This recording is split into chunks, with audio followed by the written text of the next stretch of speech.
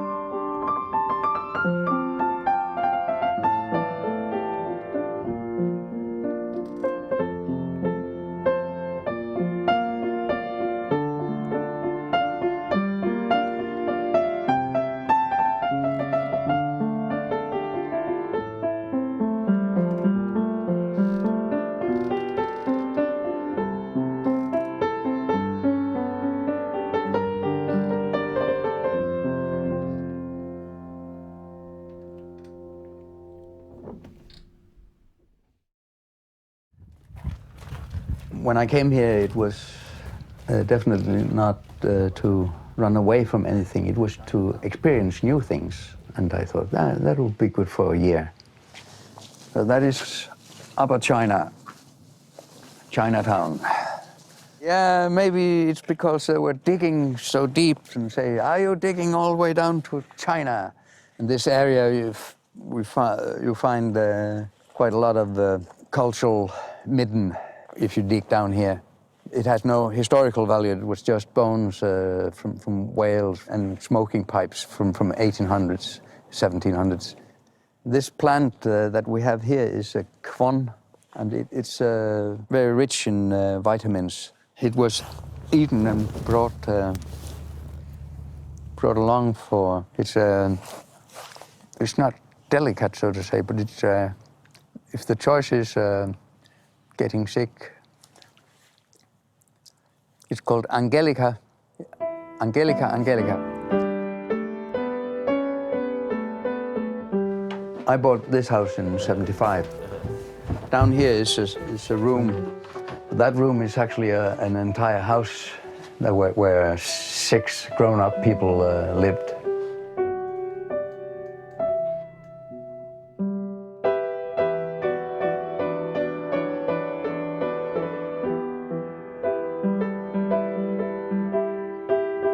Must be an old house, or maybe especially poor, because it has no basement. But this has been simply dirt floor, clay on the floor. You see, it's not a square. This is a little thing going into our present house.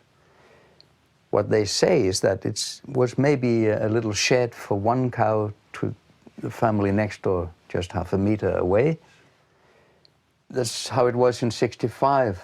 And the yellow houses are still here, but these houses have been taken away or rebuilt, the gray houses. And we are here.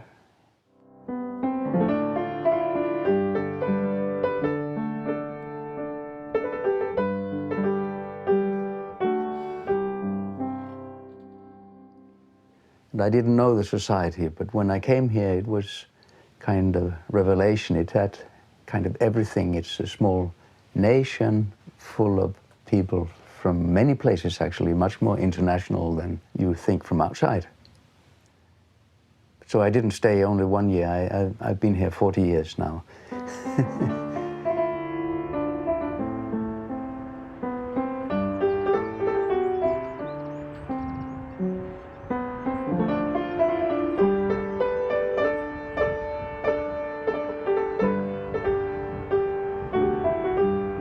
I was 27 when I moved here.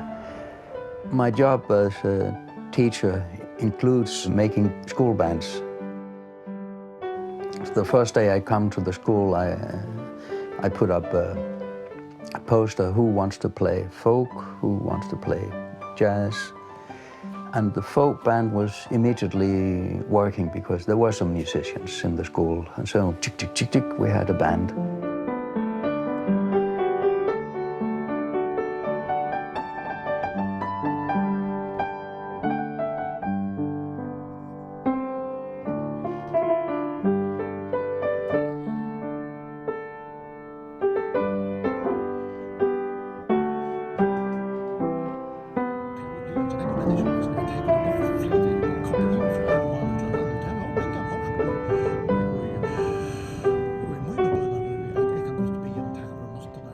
We could get everywhere with boat up to the 60s. The road system came late. It was different because I used to have a piano with me. Well, I always had a piano with me, a little smaller than this, in the car. And this car, when we go to Suðuroy, Sandoy, with the piano in it, had to get on the boat and off the boat. But so what? That was advanced technology compared to the 50s.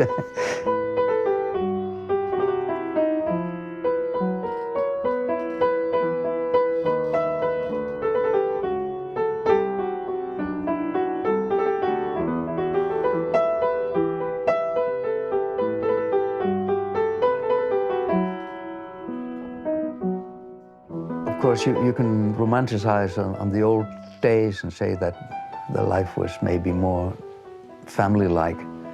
But on the other hand, I doubt that the villages would have survived. It is still a struggle, but have survived without more connection.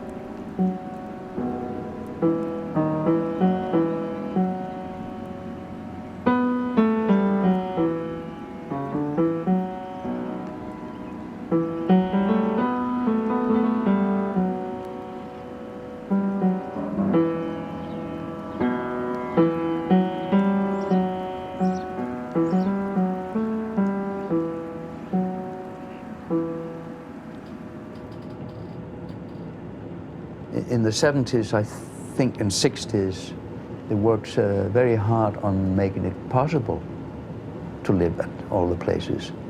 And it's not finished. The first tunnels, of course, they were just one track, and they are still there in Suðuroy and in the north. And nowadays, they seem very small. But it made a tremendous difference that you could drive in an hour or half an hour instead of having to sail, and you were not always certain to be able to sail because of the weather conditions. So that was a continuous change, I think, from the Second World War time.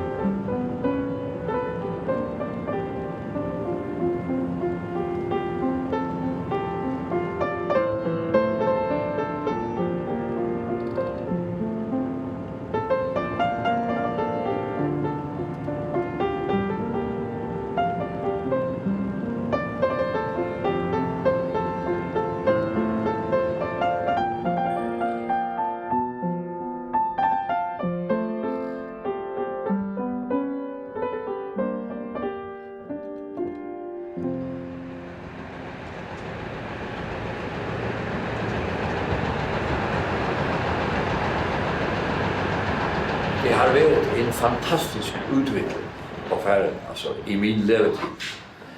Alltså alla de här vägar vi har fått och tunneler och broar, och det är helt fantastiskt alltså.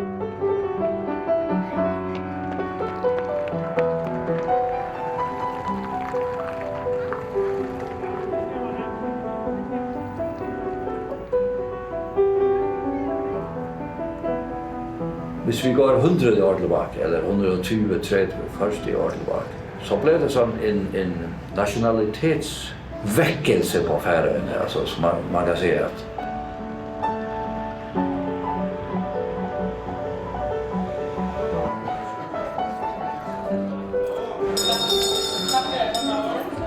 industrirevolution på en måte, som har utviklet sig opp igjennom hele 1900-tallet og blev ekstra sterk efter andra verdenskrig og da det kommer opp i 60-årene med det blev stor fremgang i økonomisk. Det noe med vår nationalitetsfølelse å gjøre.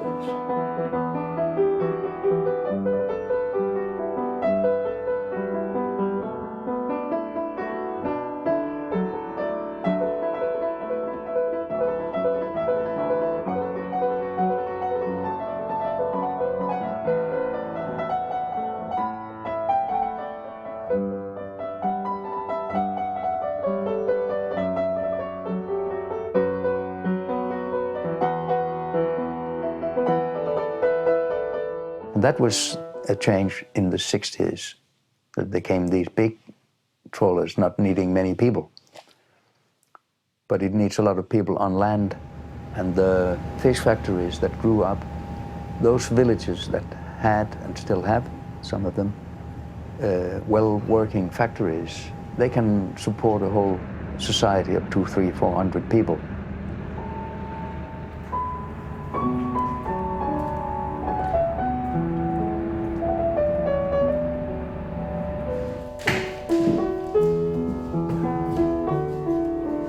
Speaking about our country, Faroe Island, it's a fishery nation, and we have a big fleet in the North Atlantic. Just like the big Russia, they also have a lot of ships up in Murmansk and so on.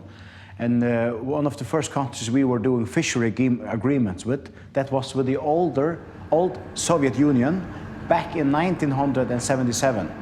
And as I am aware, we were the first country who were doing a fishery agreement with the Soviet Union. It was a totally different time, totally different political systems, and more left-wing politics. And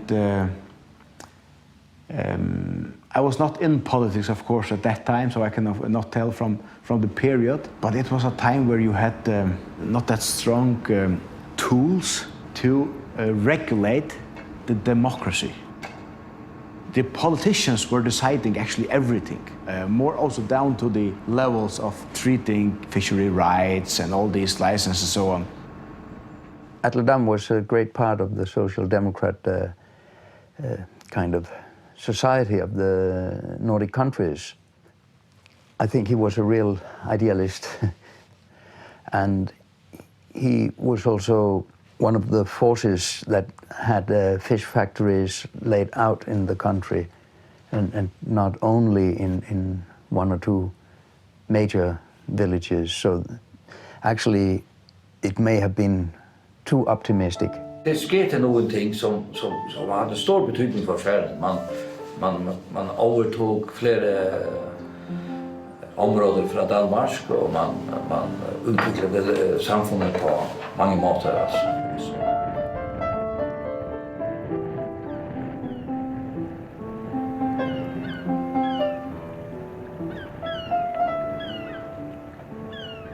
Det var en uppgångstid helt från den tid och helt upp till sist i 80-årene, da den här krisen kom med att det var faktiskt blev för mycket alltså, med investeringar i skip och drömmen om forskjellige ting. Så.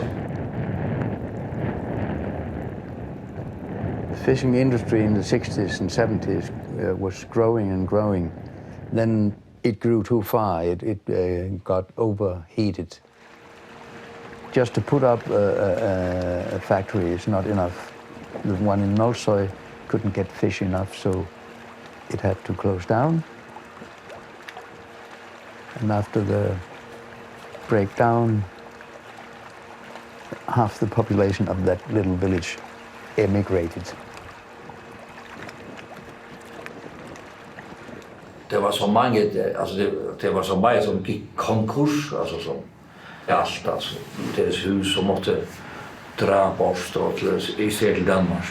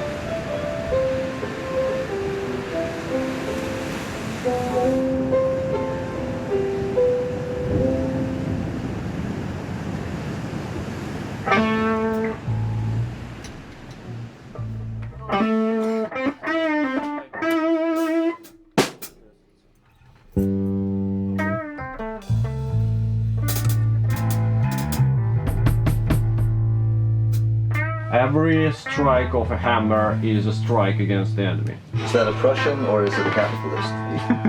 Or both?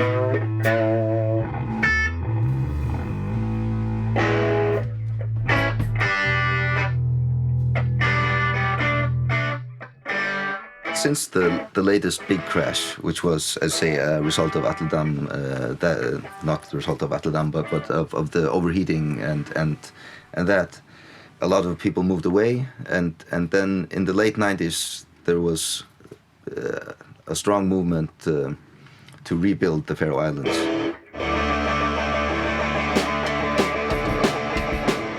A lot of the politics that were decided in Denmark before are now decided in the Faroe Islands, and there's been a steady movement towards independence since the late 90s.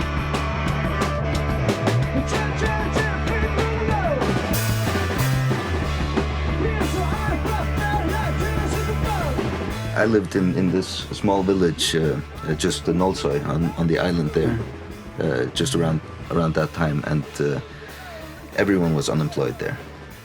There was no money going around.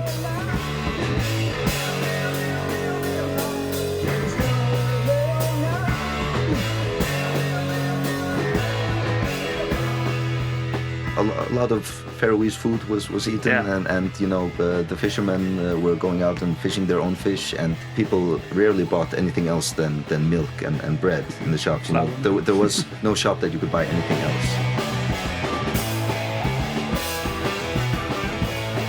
What helped a lot was there was a new sense of nationality.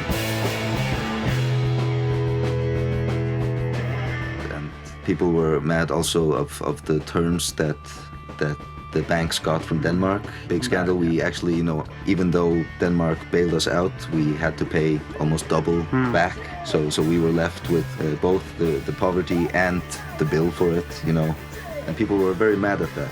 And they started saying, but how can we do it better on our own? How can we build this country to make it viable on its own and not be dependent of someone who might screw us over, you know?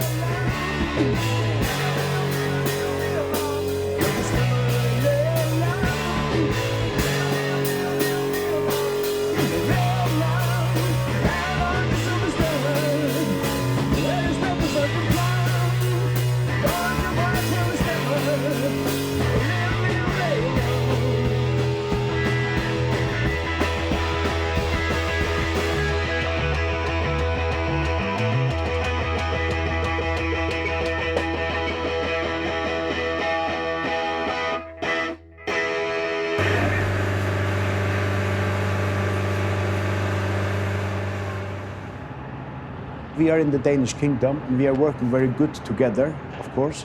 But when we are speaking about the trade agreements and fishery agreements, we are not a member of EU. Denmark is a member of EU. That means that when we are doing new fishery agreements, then I'm calling Russia directly, and Denmark is going down to Brussels.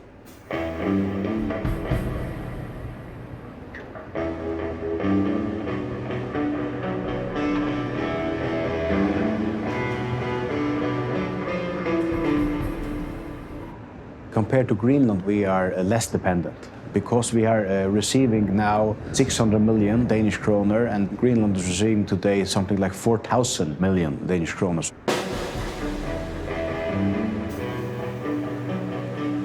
The biggest difference between Faroe Island and Iceland, I think that is the currency.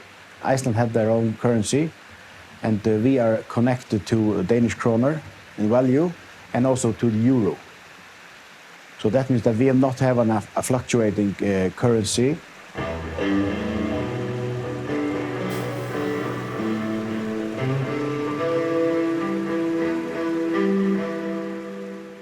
And we have also been blessed with the nature resources through all the crises, with fish, a lot of fish. And our resources around the Faroe Islands is approximately 500,000 tons of fish. So Faroe Island is a small country, but with very big resources. And salmon farming is a big one also. We are exporting a lot of salmon to the United States today. All the sushi restaurants in the United States are having Faroese salmon on their table. That's because the environment here around the Faroe Island with the Gulf current is the ideal seawater to produce, to farm.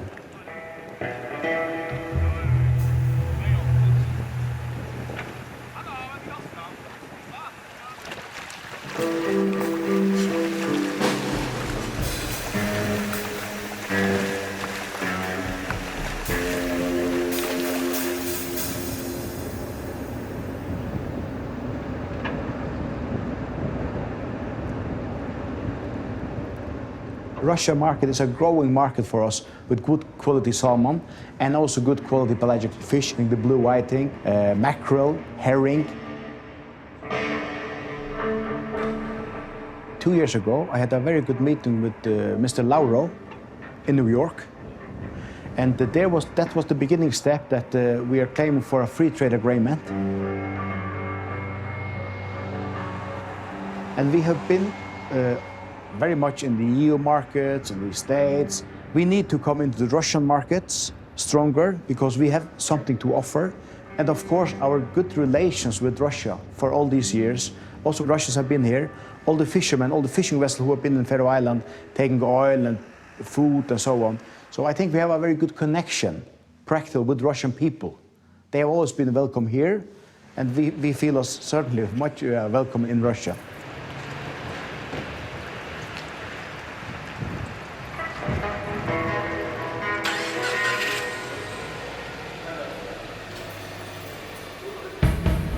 In the Faroe Islands, you can say, we don't just have left and right, but we have also, union with Denmark and independence.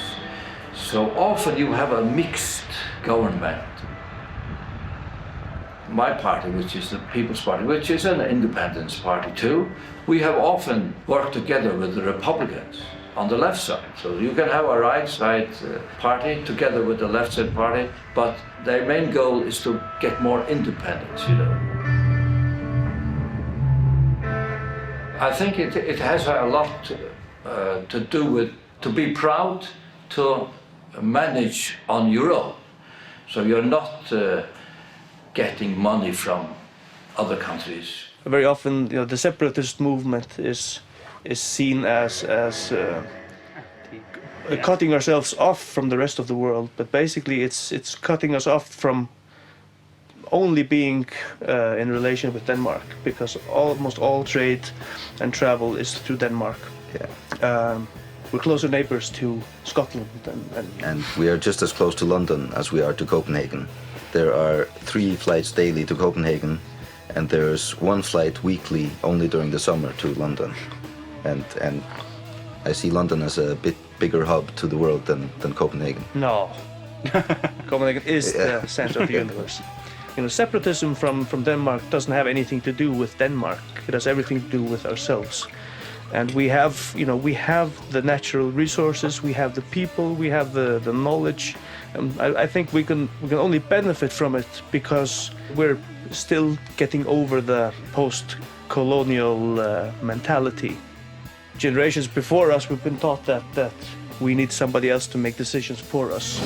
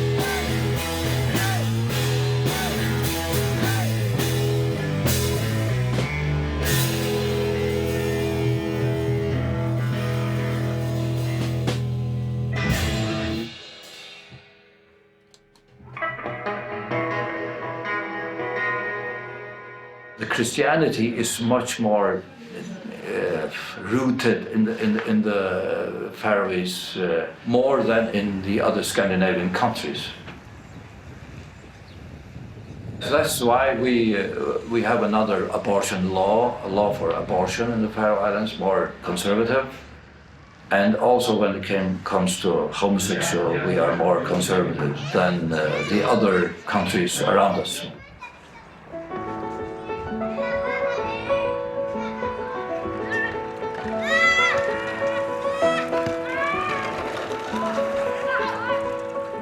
I think Faroe Island, we have one of the highest birth rates in Europe, actually. 2.4, 2.5. I don't know if it's only about the dark winters and so on, but hopefully we will keep that birth rate on a high level. We have the lowest rate in the world when it's coming to how many people are in jail compared to every 100,000 inhabitants. So we are, as I'm usually saying, that I am as a Prime Minister in Faroe Island, I could sleep at night with my doors open. If you are a part of my family here in Faroe Island and you would go out to get some alcohol drinking and so on, the family will also help that get you on the right track again. So there are very strong family relations, structures who are helping that we have a low rate of criminal. There is crime and there are people that are very poor and that are struggling in the society everywhere. And it's not that picture perfect as you. No, it's and especially I mean the government that has been in power the last few years, they are putting laws and tax reforms that are making the cliff bigger between poor and rich. You know, we can say a bunch of bad stuff about it, but it's a very open and accessible society. You can drink coffee with the Prime Minister on a normal Thursday without any bodyguards. You know, our kids go to the same school as their kids, so it's all about us and how we can develop if we fuck up, then it's our problem and not somebody else's.